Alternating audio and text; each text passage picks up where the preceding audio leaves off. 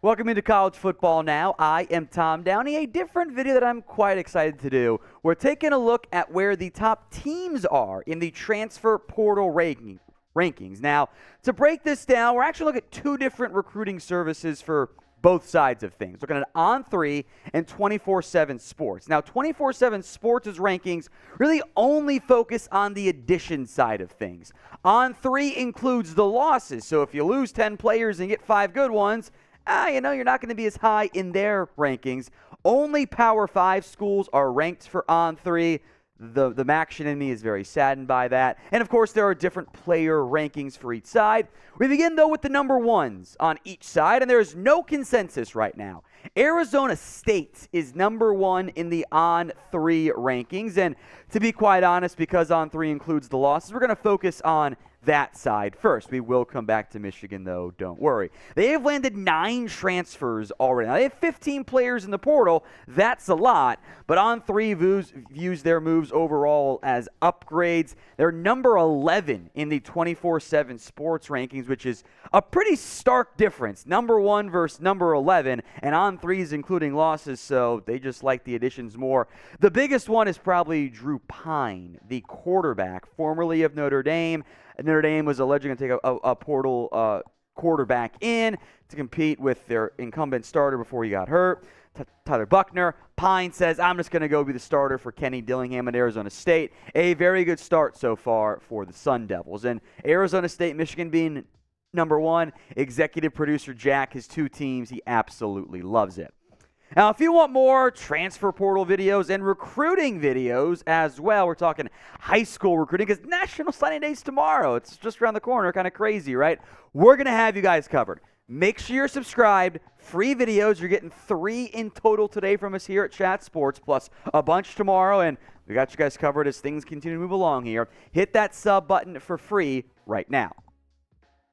Well, again, we're going to come back to Michigan. I want to go to number 2, UCLA for On3, and number 2, Florida State for 24/7 Sports. The Bruins have kind of jumped. I built most of this out last night. They rose up several spots after some more additions, most notably Anthony Adkins, the Army running back, is jumping to the Bruins. They got an offensive lineman from Western Michigan, Spencer Holstage. Colin Schlee, for now, is the quarterback. Dante Moore flipped from Oregon. That's a big get for them in the high school recruiting side. 2 linebackers from Cal and Penn. Good additions so far for the Bruins as they're heading in the right direction under Chip Kelly. More teams coming. We're doing the top 10 from each side. It's 15 teams in total.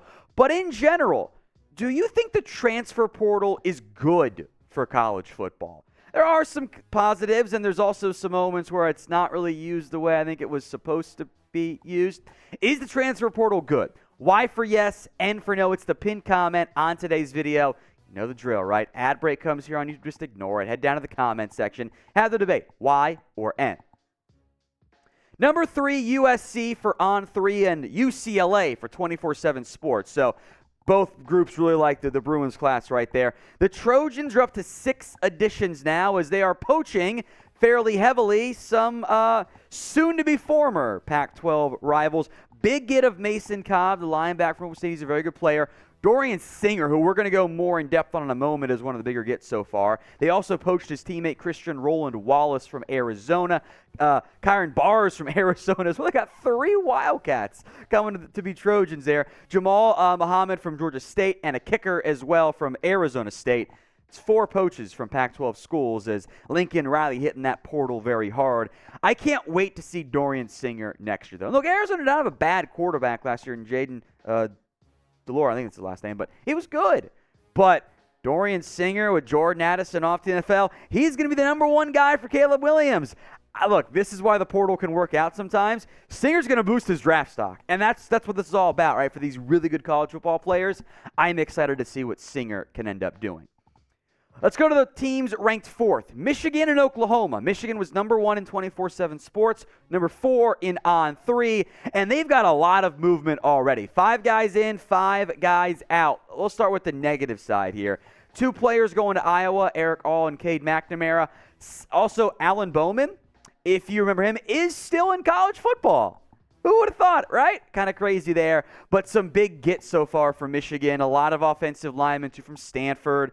Josaiah Stewart, by the way, from Coastal Carolina. Michigan's had success in recent years finding some edge rushers and pass rushers. Stewart's going to be a stud. The USC was also in the mix for him. They also got LaDarius Henderson from Arizona State, so potentially 3 new starters along that already very good offensive line.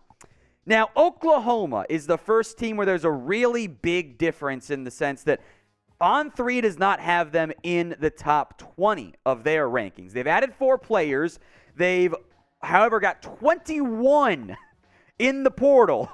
That's a lot of players to have in the portal, so when you're factoring in the losses, now you start to see why On3 is so much lower on them. But a major get Deshaun McCollum, the linebacker, edge rusher kind of hybrid there, can do a bunch of different stuff for you. Was it Indiana? Dad leaves the school, goes to Notre Dame. I thought he was going to jump there. He didn't. He's going to Oklahoma. That is a massive get for the Sooners. So they still got to work the portal and recruiting classes hard with some big losses. With 21 guys in the portal, it's a newish regime, so I get it. But McCullough, he's going to be a stud for the Sooners. Overall, including players who have committed or not committed, who's the best player in the transfer portal? We'll actually have a video on that in a little bit here. I've got my eye on Travis Hunter. I am very curious where he ends up going. But let me know in the comment section, who do you think is the best player in the portal right now? The teams ranked number 5, Florida State and USC. So we've, of course, already talked about USC, consensus top 5 class there, and consensus in air quotes. Same is true for the Florida State Seminoles. So far, 6 players are committed to FSU. 9 are in the portal, so it's the losses there. 2 names to monitor. Jeremiah Byers from the OT from UTEP, and Jaheim Bell, who I don't think was really utilized that great by South Carolina. Both could be big-time additions this upcoming season for the Seminoles. Do you know how much your subscriptions are really costing you? Most Americans think they spend around $80 a month on subscriptions, but the actual cost is much closer to $200.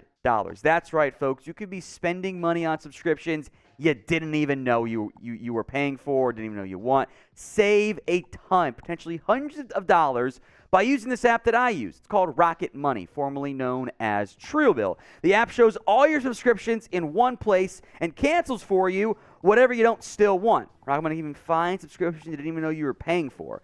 Maybe even you double charged for. To cancel subscription, by the way, via Rocket Money, all you do is press cancel. No trying to log back into the account you forgot you had and you're forgetting the password and you spend 10 minutes doing that and then customer service is trying to get you to not cancel. It's just a pain in the butt, right? Rocket Money takes care of that issue for you. Get rid of useless subscriptions now with Rocket Money. Go to rocketmoney.com/NFL Daily. Could potentially save you hundreds of dollars per year. rocketmoney.com/NFL Daily. That link is in the comment section and the description of today's video. All right, let's get to the number 6 schools here. Oklahoma State and Iowa. So we'll actually break down both of these teams because there's some big differences here.